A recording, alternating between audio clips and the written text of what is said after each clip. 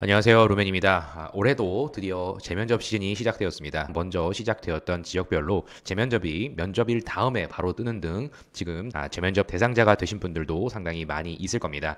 이번 경기도 면접에서 가장 먼저 재면접을 발표한 시흥시부터 보여드리도록 하겠습니다. 재면접 대상 직렬 기준으로 재면접률이 약 20% 정도가 나왔기 때문에 이 재면접 대상자 되신 분들은 반드시 첫 번째 면접에서 내가 어떤 점 때문에 재면접을 봐야 하는가 이런 점을 꼭 체크를 하셔야 되고요.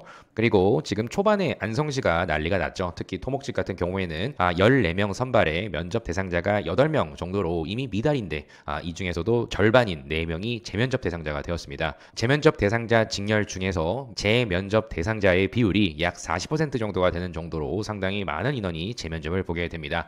재면접 보게 되면 일단 통계적으로 제가 수년간 재면접 통계를 내고는 있는데 재면접 대상자가 되면 평균적으로 절반은 살아남고 절반은 탈락을 한다 이렇게 보시면 됩니다. 필기시험은 꼭 상관이 없고요. 유독 재면접 대상자가 되신 분들은 대부분 일배수 안쪽에 필기 성적이 좋은 분들이 압도적으로 많다는 이런 공통점이 있다는 점도 다시 한번 알려드립니다.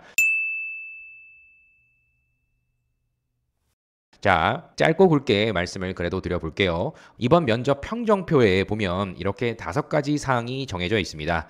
이 부분을 여러분들이 전혀 알지 못한 채 또는 전혀 고려하지 않은 채 암기만 했던 그런 분들이 상당히 많고요. 재면접 대상자가 되었다. 왜 되었다고 생각하느냐 이렇게 물어보았을 때 이 평정표에 대한 점들을 나는 보지 않았다라고 하시는 분들이 상당히 많습니다. 그래서 이 5가지 항목 중에 특정 항목이 분명히 하로 표기가 되었기에 재면접 대상자가 아마도 되셨을 겁니다. 일단 여러분들이 인정할 수밖에 없는 재면접 대상자분들은 면접 준비를 솔직히 내가 제대로 안 했습니다 라고 하시는 분들은 뭐 변명의 여지가 없겠죠. 근데 뭐 스터디도 하고 강의도 보고 모의 면접도 많이 봐보고 그럼에도 불구하고 재면접을 보시는 분들 어떤 이유로 내가 재면접을 보는지 명확히 1차 복귀 기준으로 여러분이 왜 보는지를 일단 알아야 합니다. 그래서 일단 재면접을 보시는 분들은 1차 면접 때 제가 댓글로 남겨드릴 테니까 여러분들의 복귀 보내주시면 그 이유를 최대한 알려드리고는 있습니다. 물론 재면접 컨설팅도 하지만 여러분들 꼭 합격하시라는 바람에 제가 평가도 해드리니까 댓글 참고로 해주시고 신청할 분들은 신청해 주십시오. 자, 일단 공통적으로 여러분들이 평가를 받지 못한 게 많이 있을 겁니다. 분명히 여기 있는 5가지 항목에 평가를 받지 못했다. 특히 기술직 같은 경우가 미흡이 나오는 가장 대표적인 항목이 나 항목입니다. 전문성, 여러분들이 엄청나게 전문성을 가지고 있다 생각하지 않는다. 이미 이전 영상에서도 많이 말씀을 드렸죠. 근데 여러분들이 부족한 전문성은 그럼 도대체 무엇이고 어떤 형태로 그런 전문성을 쌓아가고자 하는지 이런 정도는 그래도 얘기할 수가 있어야 하는데 이후에 대한 자기 개발이 상당히 부족한 경우 많고요. 그리고 응용 능력이라고 여기 있는데요. 이 응용 능력은 여러분들이 얼마큼 깊이 있게 지원한 시와 직렬 안에서 내가 어떤 거를 해야 할지 이렇게 생각을 해보셔야 평가를 받을 수 있는 부분이거든요. 응용이라고 하는 점은 암기해서 답변을 하는 내용으로는 평가를 받을 수가 없고요. 나만 얘기할 수 있는 그런 점들이 응용입니다. 나의 과거의 경험과 나의 이력들이 과연 우리 시에 어떤 식으로 활용되는 게 좋을까 이런 부분을 생각을 하셔야 되기 때문에 이 응용에 대한 부분을 생각해 본 적이 없다. 그러면 당연히 재면접 대상자가 되실 겁니다.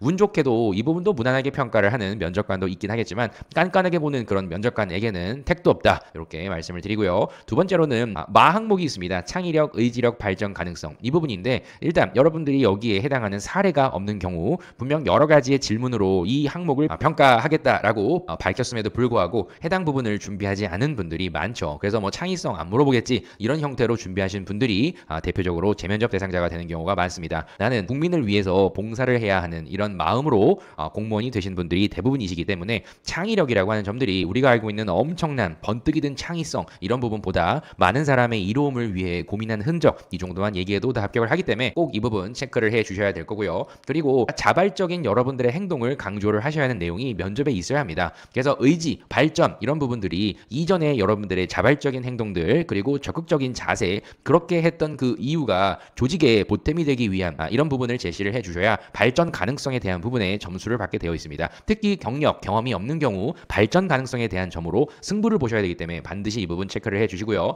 공통적으로 공직관에 대해서 생각을 해보지 않았다든지 아니면 공익성 중심으로 생각을 해야 하는 공직자가 개인 중심의 사고만 가지고 있고 조직이나 시민이나 국민에 대한 이런 부분을 전혀 고려하지 않는 그런 사고들 그리고 대인관계 민원인도 있고요. 같이 근무를 하게 될 동료와 상사가 있는데 이 대인관계가 내가 불가능하지 않겠느냐라고 보게 되면은 당연히 미흡이 되기도 합니다. 그래서 이런 점들이 가장 공통적인 두 가지가 있고요. 그리고 계속 저한테 카톡이 많이 오는데 사기업 재직자 중에서 본인의 능력만 엄청나게 강조를 하시는 분들이 많습니다. 한 5년에서 10년 정도의 이력이 있는데 공직 생활을 그래도 하면서 노후를 보내겠다 이런 분들이 꼭 급여 부분이 아니라 노후에 대한 안정성 때문에 오시긴 하는데 본인의 능력만 엄청나게 포장을 하셔서 성과 중심의 답변으로만 면접을 엄청 준비하신 분들께 그렇게까지 열심히 했던 이유가 무엇이냐라고 물어보았을 때 구체적인 답을 하지 못하고 그냥 본인이 했던 것 기준으로만 계속 얘기를 하게 되면 당연히 점수가 없습니다. 오히려 안 좋게 보겠죠. 그리고 현직자분들이 계십니다. 이미 전년도에 지방직 공무원 합격을 하시고 특정 지역에서 근무를 하고 있는데 민원인이나 동료가 싫은 분들이 계실 겁니다. 이 사람들과는 도저히 일을 못하겠다 이렇게 생각하시는 분들, 또 이 지역이 출퇴근하는데 정말 불편하고 조금 더 인프라가 잘 되어 있는 곳으로 나는 이동을 하겠다 이런 분들이 사실 많습니다. 그래서 이런 분들 같은 경우엔 공무원이 실제 되어 보았기 때문에 공무원에 대한 자세한 이야기들을 하고 하게 될 직무에 있어서 어떤 거를 해야 하는지 이런 점들을 정말 상세하게 얘기를 했음에도 불구하고 재면접 대상자가 되는 분들이 많습니다. 솔직하게 내가 지역을 이동하고 싶은 이런 희망을 제시를 하는 분들이 계신데 물론 좋게 보는 분들은 훌륭하다라고 볼 수 있으나 보수적으로 접근을 해야 할 우리 이 공무원 면접에서는 절대 이전에 공무원인 분들은 그 사실을 얘기하지 않는 걸 저는 더 권해드립니다. 안 좋게 보시는 분들이 분명히 있을 거기 때문에 굳이 그런 리스크를 안고 준비하는 것은 별로 저는 권해드리지 않고요. 오히려 이런 점들이 자세하게 내가 조사를 해보고 또 현직자와 이야기도 해보고 이런 형태로 제3자에게 내가 알게 된 정보를 이렇게 얘기를 하는 것이다. 이런 형태로 얘기하는 그런 점은 괜찮지만 본인이 공직자이고 내가 이전에 있던 그 곳에서 새로운 지역으로 꼭 오고 싶은 이런 마음이 있고 그런 가장 큰 이유가 개인적인 부분이 가장 크게 작용을 해왔다. 이런 점을 얘기하면 당연히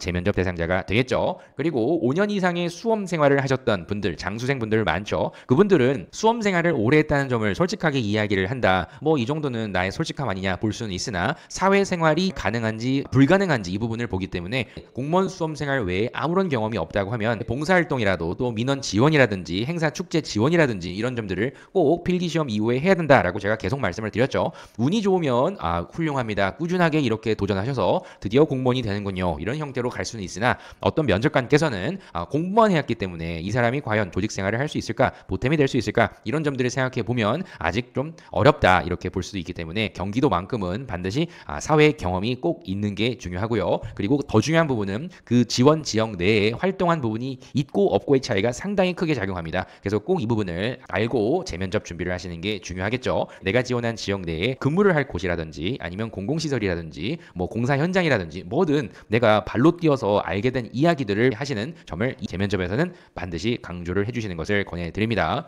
그리고 마지막으로 하나 더 말씀을 드리면 면접 예절이 있습니다. 그래서 면접 초반에 여러분들이 인사를 꾸부정하게 한다든지 앉아있는 자세가 상당히 삐뚤다든지 뭐 발을 떤다든지 손을 가만히 있지 못한다든지 너무 정신사납게 이 사람은 근무하기가 힘들다 좀 불안정해 보인다 이런 분들은 예절 예의 이런 부분에 있어서 평가를 받지 못할 수도 있기 때문에 꼭 공손하게 인사를 하시고 꼿꼿하게 앉으셔서 나갈 때도 인사 잘 하시고 조용히 나가시는 것 꼭 여러분 마지막까지 최선을 이렇게 다해 주십시오. 그래서 빠르게 이 재면접 대상자가 되신 분들을 위해서 다시 한번 또 한번 여러분들께 이야기를 해보고 있으니까요. 이전 영상에 재면접 대상자가 되었을 때 무엇부터 해야 하느냐 이런 영상 많이 올려드렸으니까 꼭 참고를 하시고 꼭 재면접에서 최종 합격 꼭 되시기를 바라고요. 혹여 도움이 필요하신 분들이 계시다면 언제든 저에게 요청을 해 주십시오. 그럼 여러분 꼭 합격하십시오. 감사합니다.